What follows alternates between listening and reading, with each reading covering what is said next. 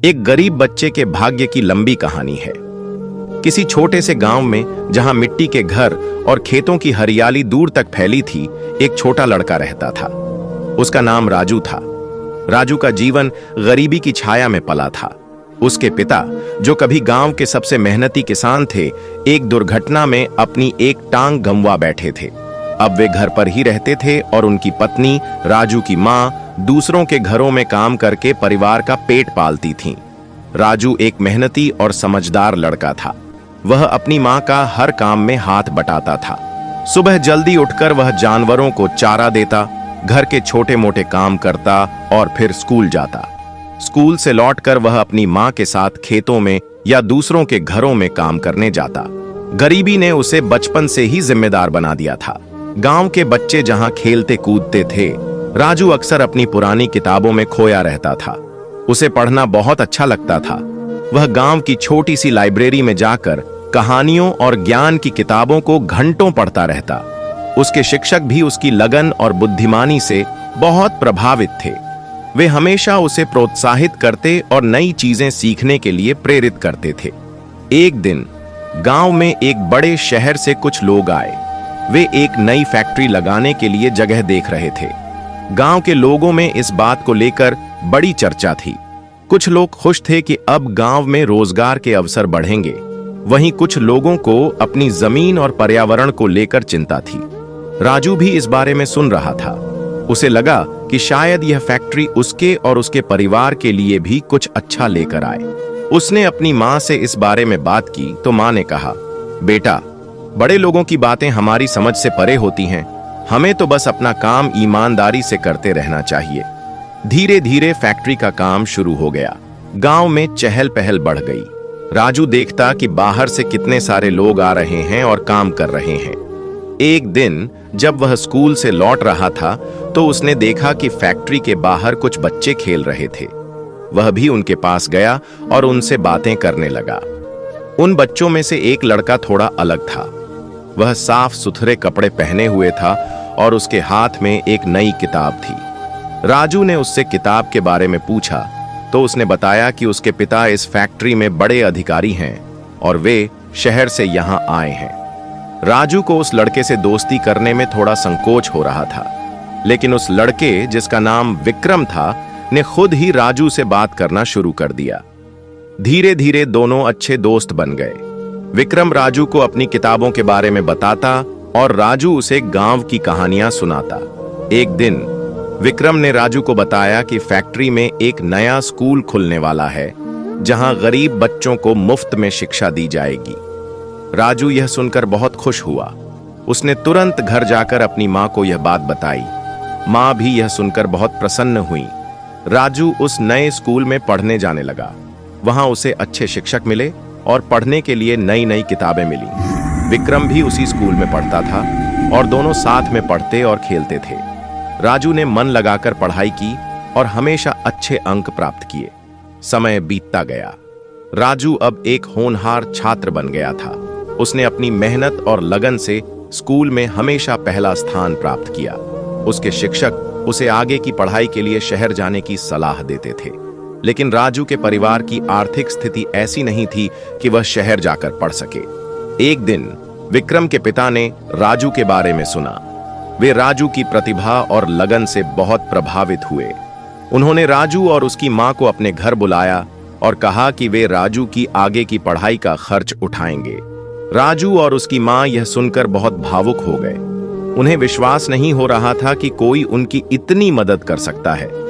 विक्रम के पिता की मदद से राजू शहर के एक अच्छे कॉलेज में पढ़ने गया। उसने खूब मन लगाकर पढ़ाई की और इंजीनियरिंग की डिग्री हासिल की। अपनी पढ़ाई पूरी करने के बाद उसे एक बड़ी कंपनी में अच्छी नौकरी मिल गई। राजू ने कभी अपने गांव और अपने परिवार को नहीं भुलाया। उसने अपनी कमाई से अपने माता पिता के लिए एक अच्छा घर बनवाया और अपने पिता का इलाज करवाया। उसने गांव के स्कूल और लाइब्रेरी की भी मदद की ताकि दूसरे गरीब बच्चे भी पढ़ सकें और आगे बढ़ सकें। विक्रम और राजू की दोस्ती हमेशा बनी रही। विक्रम भी अपने पिता के साथ मिलकर फैक्ट्री को और आगे बढ़ाने में लगा रहा और उसने हमेशा राजू का साथ दिया। राजू का जीवन गरीबी से शुरू हुआ था, लेकिन अपनी मेहनत, लगन और एक सच्चे दोस्त की मदद से उसने अपना भाग्य बदल दिया।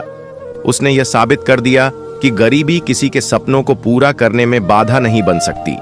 अगर इंसान में हिम्मत और हौसला हो तो वह हर मुश्किल को पार कर सकता है।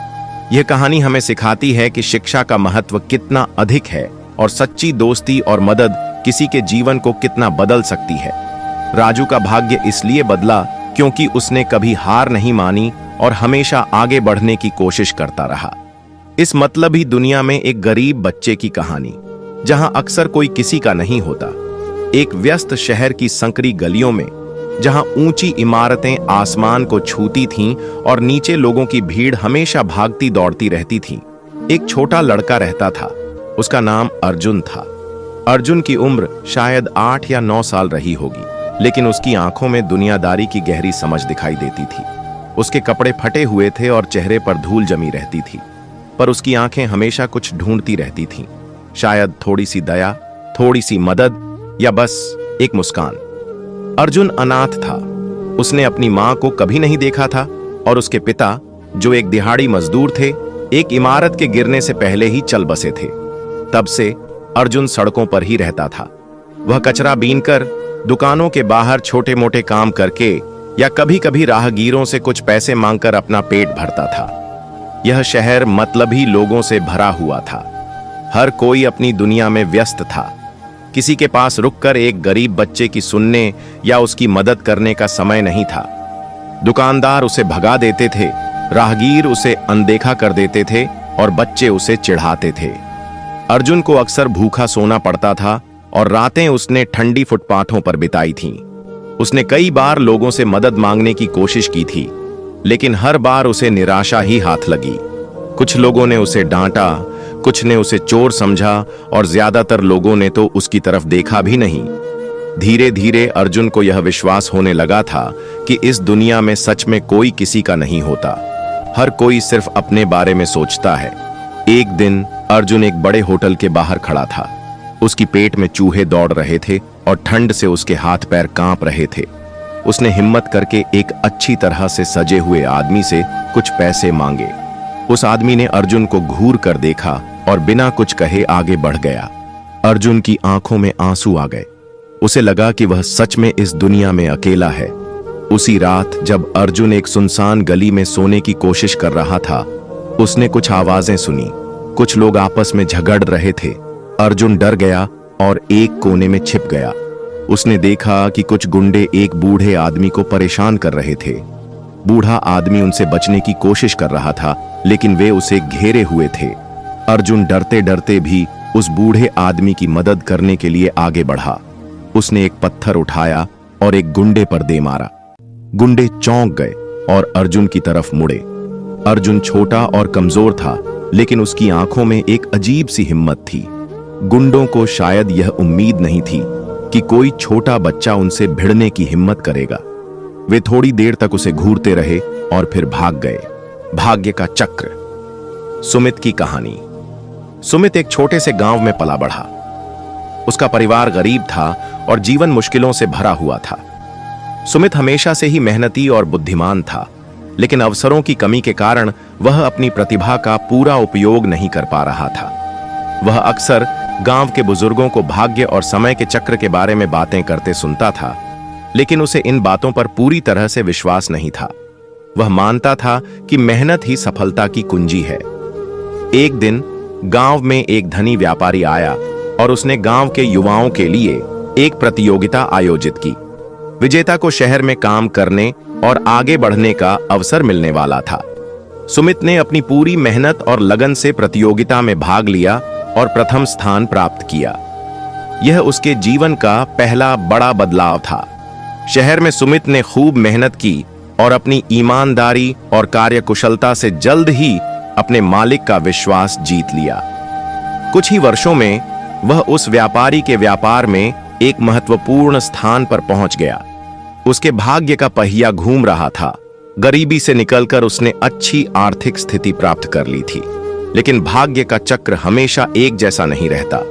कुछ वर्षों बाद व्यापारी के व्यवसाय में भारी नुकसान हुआ और उसे अपना सब कुछ बेचना पड़ा। सुमित भी बेरोजगार हो गया और फिर से उसी चौराहे पर खड़ा था जहां से उसने शुरुआत की थी।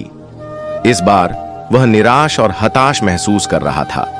उसे भाग्य के चक्र पर गुस्सा आ रहा था जिसने उसे इतनी ऊंचाई पर पहुंचाकर फिर से नीचे गिरा दिया था। एक रात वह उदास होकर एक पार्क में बैठा था। तभी उसकी मुलाकात एक बूढ़े व्यक्ति से हुई। उस बूढ़े व्यक्ति ने सुमित की उदासी का कारण पूछा। सुमित ने अपनी कहानी सुनाई और भाग्य के धोखे के बारे में बात की। बूढ़े व्यक्ति ने मुस्कुराते हुए कहा, बेटा, भाग्य एक पहिए की तरह है। यह घूमता रहता है, कभी तुम ऊपर होते हो, कभी नीचे। महत्वपूर्ण यह नहीं है कि पहिया कहां है, बल्कि यह है कि तुम हर स्थिति का सामना कैसे करते हो। जब तुम ऊपर थे तो तुमने मेहनत और ईमानदारी दिखाई। अब जब पहिया नीचे है तो क्या तुम अपनी उन खूबियों को भूल जाओगे? बूढ़े व्यक्ति की बातों ने सुमित की आंखें खोल दी। उसे एहसास हुआ कि भाग्य बाहरी परिस्थितियों का नाम है, जबकि उसका अपना चरित्र और कर्म उसके अपने हाथ में है। उसने हार न मानने का फैसला किया। सुमित ने छोटे मोटे काम करना शुरू किया और धीरे धीरे अपने संपर्क और अनुभव का उपयोग करके एक नया व्यवसाय शुरू किया। इस बार वह और भी अधिक सतर्क और समझदार था। उसने जोखिमों को ध्यान से समझा और धीरे धीरे अपने व्यवसाय को बढ़ाया। समय बीतता गया और सुमित फिर से सफल हो गया। इस बार उसकी सफलता और भी मजबूत थी, क्योंकि यह केवल भाग्य पर निर्भर नहीं थी, बल्कि उसकी अपनी मेहनत, सीख और अनुभवों पर आधारित थी। उसने समझ लिया था कि भाग्य का चक्र घूमता जरूर है, लेकिन उस चक्र पर सवार व्यक्ति का रवैया और प्रयास ही अंततः उसकी दिशा तय करते हैं। सुमित ने कभी भी अपनी पिछली सफलता को अहंकार में नहीं बदला और न ही असफलता में निराश हुआ। वह जानता था कि जीवन में उतार चढ़ाव आते रहते हैं और महत्वपूर्ण यह है कि हर परिस्थिति में संतुलित और सकारात्मक रहा जाए। भाग्य का चक्र घूमता रहा, लेकिन सुमित ने सीख लिया था कि अपने कर्मों के पहिए को कैसे सही दिशा में घुमाया जाए। यह कहानी हमें सिखाती है कि भाग्य में परिवर्तन आते रहते हैं, लेकिन हम